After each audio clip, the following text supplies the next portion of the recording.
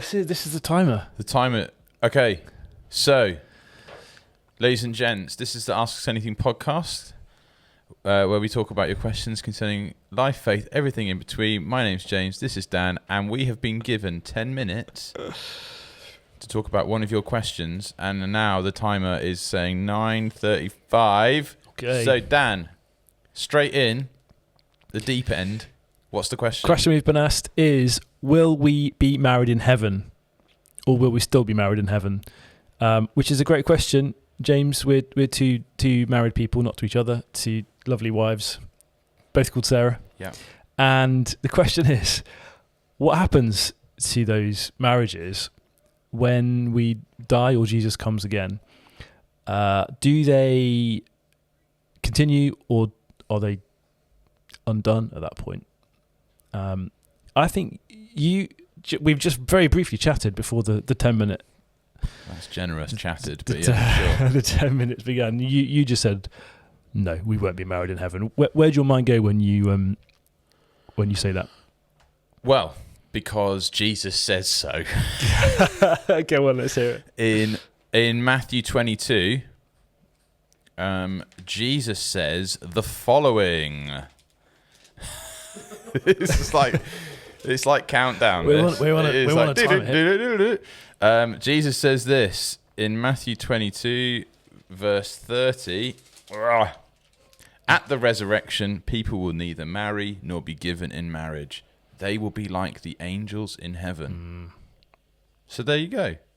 As far as I'm concerned, I'm taking Jesus at his word. The Sadducees have been asking Jesus, haven't they? Like this, they pose this sort of awkward scenario where, what happens if a man dies, has no children, his brother must marry the widow according to the law and raise up children for his brother. That's part of the law in the Old Testament. And what happens then if this poor woman has to keep repeating that cycle and she ends up married to all these different men at different times?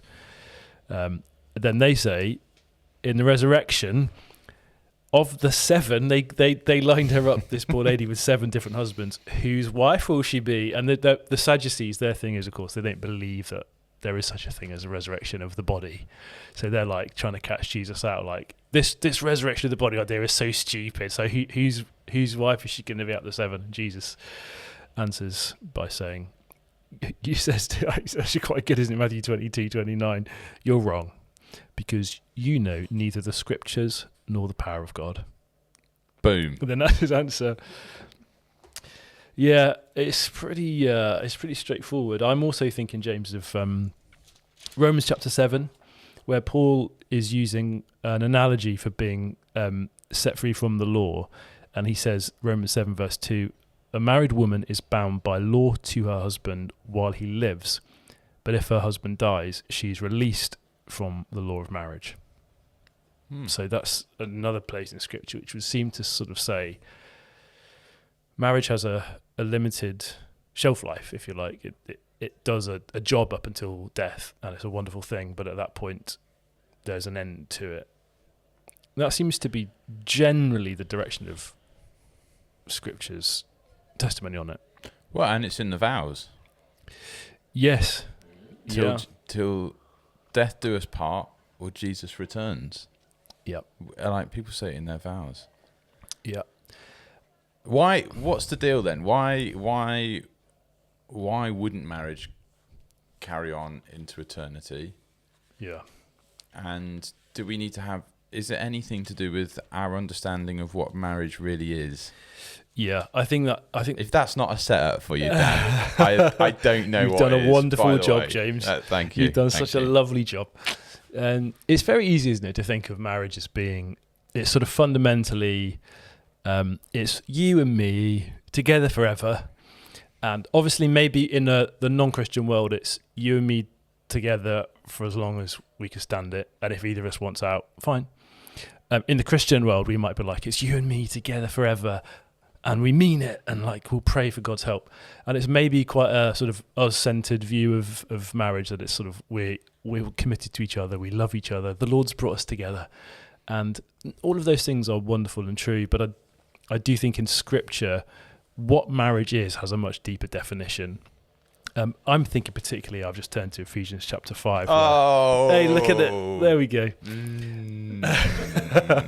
Where Paul basically is talking about why husbands and wives relate to one another as they do in love and self-giving and sacrifice, and so on.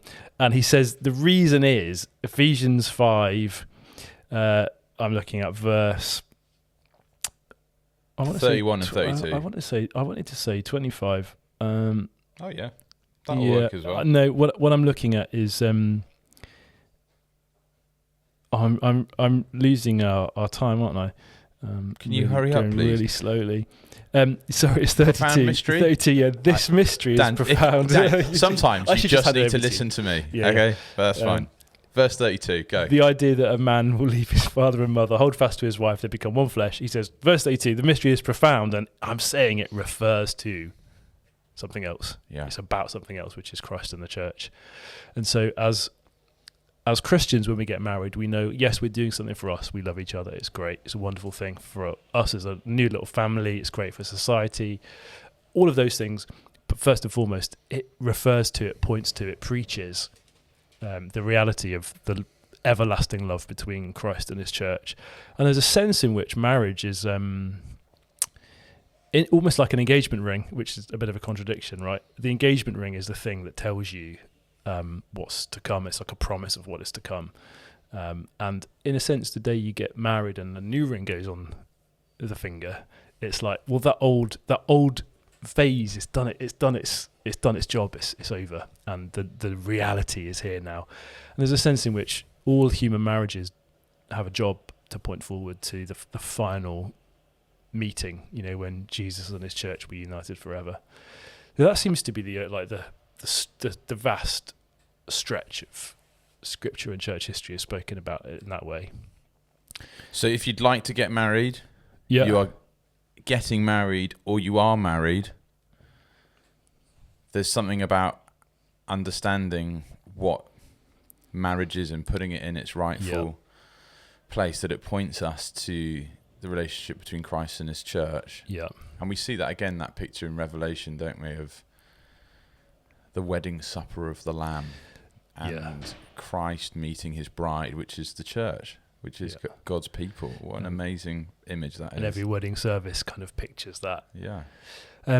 Tom, how are we on time? We've got 2 minutes left. Yeah, we have got 2 minutes left, and there's just a couple of things I think it's worth just thinking through, just so we don't skate over it, which is the person asking might be married, thinking, so what is that it? Like you have this whole lifetime, perhaps decades married, and is that just the end?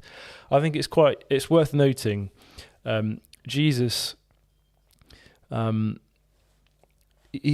when Jesus has been resurrected from the dead, he still maintains friendship, connection with his disciples. He's not had his memories deleted. Yeah. It's not like it's all over. He tells the parable in Luke 16 of Lazarus and the rich man, where there's a sense even of the relationships not quite continuing, but still connected between those who have already died and who are either in paradise, in heaven, or in Hades, in the grave. Jesus' resurrection appearances and a couple of other places in Scripture, I don't think we're led to think that when we wake up, in glory on the last day, or when Jesus comes again, everything from our past is gone, no relationships are around, and you might bump into Sarah in heaven and have no idea who she was. I think the evidence would lead me towards saying we'll remember and still probably enjoy the specific reality of that relationship, even in glory. The other thing, James, that this is a lot more of like conjecture, and I just wonder what it means. I love it when you speculate, Dan. Come on, why didn't we start with it? What does it mean that? I don't know. The only thing I can think when Jesus says to the Sadducees, in the resurrection they neither marry nor are given in marriage. Yeah, is that him saying there's no new marriages, but could potentially previous marriages continue, and therefore all the life-giving potential of humanity carry on? I don't know. It's conjecture. Virtually nobody in the whole history of the church has ever suggested that. So maybe it's just me. Maybe nearly 2 years into marriage, I love it so much that I don't want it to end. it's a hard one to argue Yeah, for sure, it. sure. As much as it would be wonderful to remain married. Yeah. We'll see. We'll see. Well, we've gone over 10 minutes. We've gone That's over my 10 fault. minutes, but I reckon we did all right there. Great question. Yeah. It's a good one. Teaches us try and stick to scripture, even when conjecture is fun. Don't hang on it. Hang on scripture. But we want to do that. Great. Well, Dan, lovely little convo there. Thanks for Thank that you very great much. question from whoever it came from.